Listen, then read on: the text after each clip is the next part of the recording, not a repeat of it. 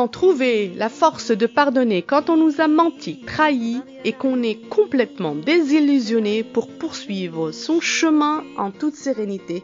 C'est tout de suite avec la Voix des Perles. Restez connectés. Pour que les gens puissent voir que cette âme dont le temps a gardé le savoir. Eh oui, le pardon, cette force du cœur, mon Dieu, mon Dieu, mon Dieu, elle n'est pas donnée à tout le monde. Vous savez, dans la vie, il arrive que les choses ne se passent pas comme prévu. On peut perdre ses biens du jour au lendemain, ce qu'on a acquis par le dur labeur, et ainsi voir le travail de toute une vie réduit à néant. Quand on est face à ce genre de situation, on se rend compte de sa condition, à quel point nous sommes impuissants et notre seul recours est bien entendu de se résigner. Bien sûr, se résigner ne veut pas dire désespérer, ni perdre toute ardeur pour avancer, mais il faut savoir accepter ce que Dieu nous a prédestiné, sans se révolter contre lui. S'il nous a privés d'une chose, c'est pour une sagesse qu'il sait, et il sait que nous pouvons surmonter cette épreuve. La patience est la clé de la délivrance. Elle apporte sérénité intérieure et compense ce qu'on a perdu. Si la patience vous suffit, alors vous avez comblé un grand nombre de vos besoins. Souvent, quand on est en proie à un tourment, on se confie, on cherche le réconfort des gens, et c'est humain.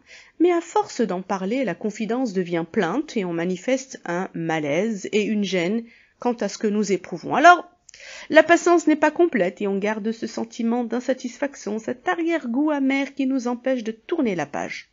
Rappelez-vous la parole des Arabes.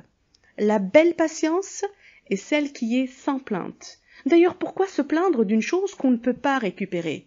Ça ne risque que d'augmenter notre chagrin. Il est bon d'oublier le négatif pour mieux avancer et être en paix avec soi-même. Il est bon d'oublier quand on a fait la paix avec les autres également et de tourner la page. N'est-ce pas qu'on peut se sentir déçu par un ami, par un proche qui nous a fait du mal? On lui faisait confiance, il nous a trahis, montrant une facette de lui qu'on ne connaissait pas. C'est alors le début de la désillusion. On se détourne de cet ami et peu à peu notre amour pour lui diminue.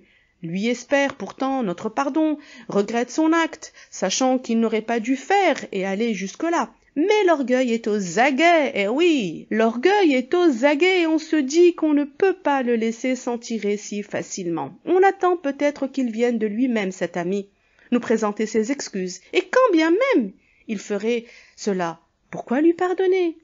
Eh bien, je vais vous le dire. Parce que le pardon est une gloire. Le pardon est une gloire, c'est la porte de l'espoir. Combien de gens se séparent à cause du bas monde et combien de gens le pardon a-t-il permis de réconcilier? S'il n'y avait pas le pardon, nous verrions les gens s'éloigner les uns des autres et petit à petit, l'humanité se diviser pour devenir individualité. Nous serions alors connus pour ce qui nous distingue plus que par ce qui nous rapproche. L'être humain est faible par nature, nous le savons. Nous commettons des fautes, nous pouvons parfois tomber très bas, ce qui nous rehausse et nous permet de retrouver notre dignité, eh bien, c'est le pardon. Alors, acceptons de pardonner autrui, tout comme nous aimerions être pardonnés nous-mêmes. Et cela veut dire pardonner de la meilleure des manières, sans garder rancune, sans remuer le couteau dans la plaie. On est d'accord, il faut savoir pardonner pleinement et être magnanime. C'est ainsi que sont les vertueux. Ils ne gardent pas pour eux l'injustice qu'on leur a fait subir. Ils pardonnent de manière inconditionnelle. Et c'est ainsi que l'on doit être. Ne rien attendre des gens. Ne chercher que l'agrément de Dieu. Rappelez-vous la parole des Arabes. Le beau pardon, c'est celui qui est sans blâme. Le pardon est toujours bon, mais il n'est pas toujours suffisant. Il arrive que certaines choses soient brisées et qu'on ne puisse pas les réparer. Alors, malgré toute notre bonne volonté, ce ne sera plus jamais comme avant. Et il est alors nécessaire de se séparer pour le bien-être de chacun. Et dans ce cas, il convient de ne pas rajouter du mal sur du mal et de faire preuve de bon comportement. On n'agit pas avec perfidie en utilisant des subterfuges pour nuire à l'autre et on le préserve sans le dévoiler, sans le dénigrer. Certains, tellement ils sont en proie à la frustration, ils n'acceptent pas de partir sans qu'ils n'aient pu atteindre l'autre. Ils jouent au mauvais perdant, continuent de le poursuivre et de le hanter. Le passé reste au passé. Il faut apprendre à s'en défaire et arrêter de s'y accrocher comme à une rampe d'escalier qui nous empêcherait de tomber. Au contraire, plus on désire revenir en arrière à ces moments vécus avec cet autre qui n'est plus à nos côtés, plus on dégringole dans le cachot des souvenirs douloureux. Quand vous devez vous séparer de quelqu'un, de quelque chose, et que vous savez que c'est peine perdue pour le retrouver, pour le récupérer, ne vous retournez pas, poursuivez votre chemin. Il est probable que des choses meilleures vous attendent à l'horizon, surtout si vous vous attachez à faire preuve de bon comportement.